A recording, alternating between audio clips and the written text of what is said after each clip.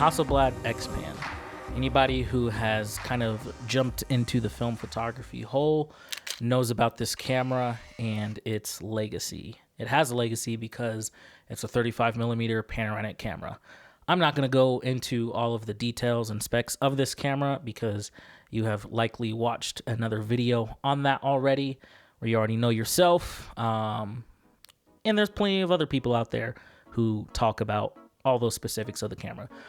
I want to talk about my experience using this camera for about the past 4 months and how it works for my workflow.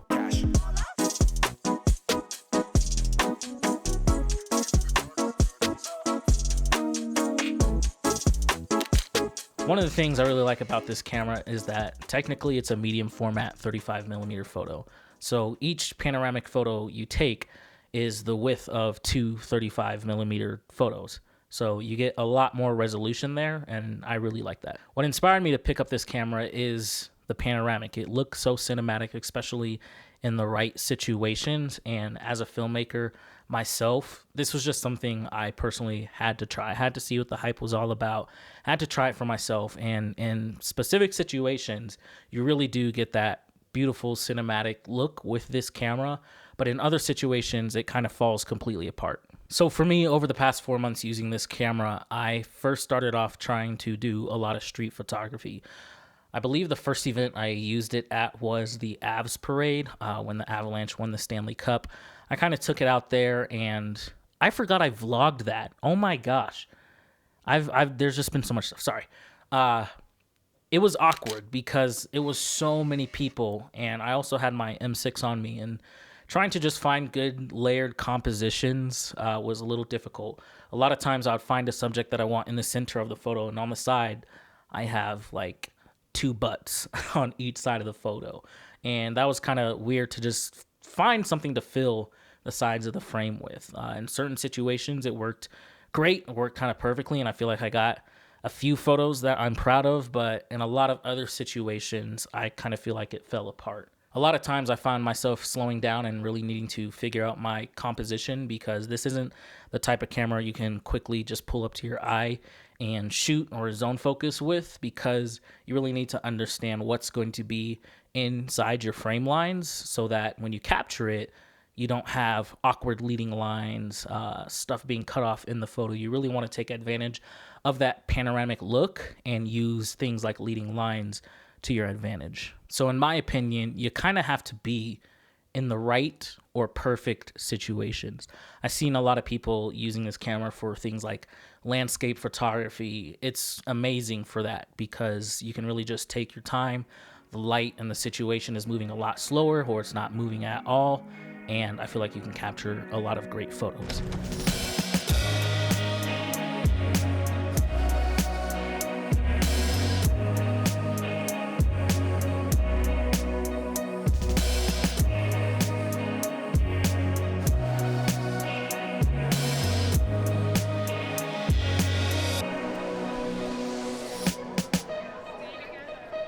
For me, what I found worked best for this camera was exploring more abstract elements in street photography. So taking advantage of things like cityscapes, shapes, textures, details on buildings. That's kind of where I feel like I thrive the most with this camera, and where this camera shined the most for me. I found myself looking at those type of scenes and taking my time with them, seeing if I can make a certain composition work. And a lot of times it did not work.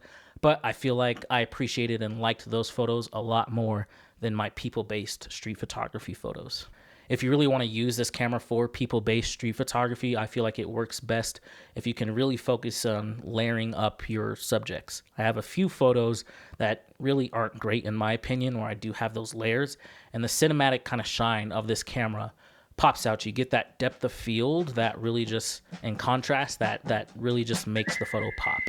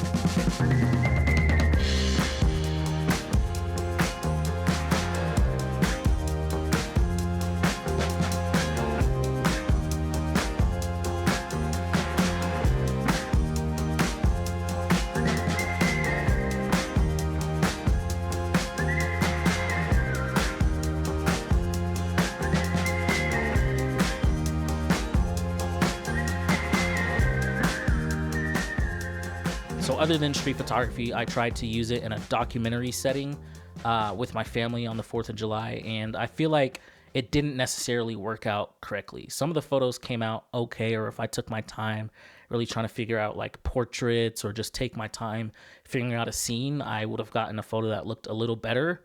But overall, my biggest problem is that it just feels way too quirky. The entire photo and the entire scene kind of falls victim to the panoramic view. Your eyes, your mind is immediately drawn to, whoa, why is this photo so wide? And I don't necessarily think that's a great thing for, you know, a documentary photo that I'm capturing where I want to live in the moment, it be about the moment and just have that kind of feeling and heart to it, opposed to being distracted simply by the composition. And that's where the quirkiness of the camera really stood out the most to me and really soured my taste on this camera for my workflow. Yep.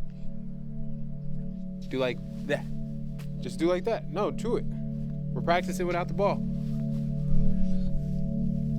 Oh yeah. Oh yeah. And now push it up. Ah, almost.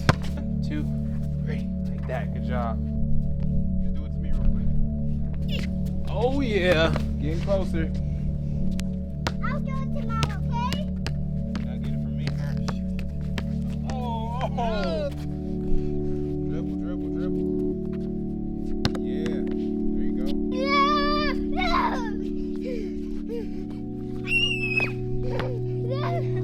You are not, what's his name?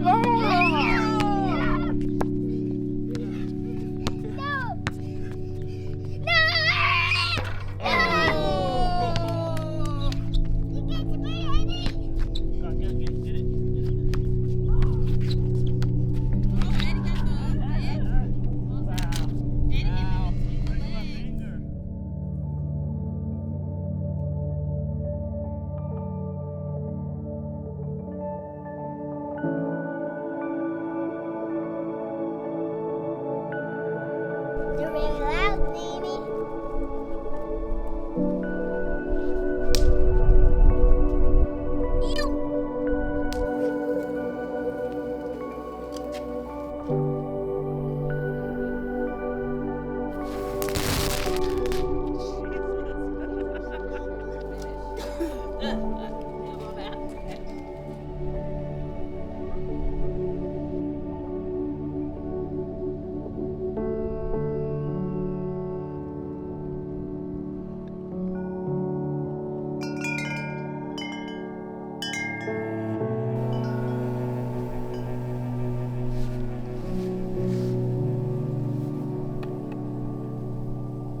Whoa! Look, Dad.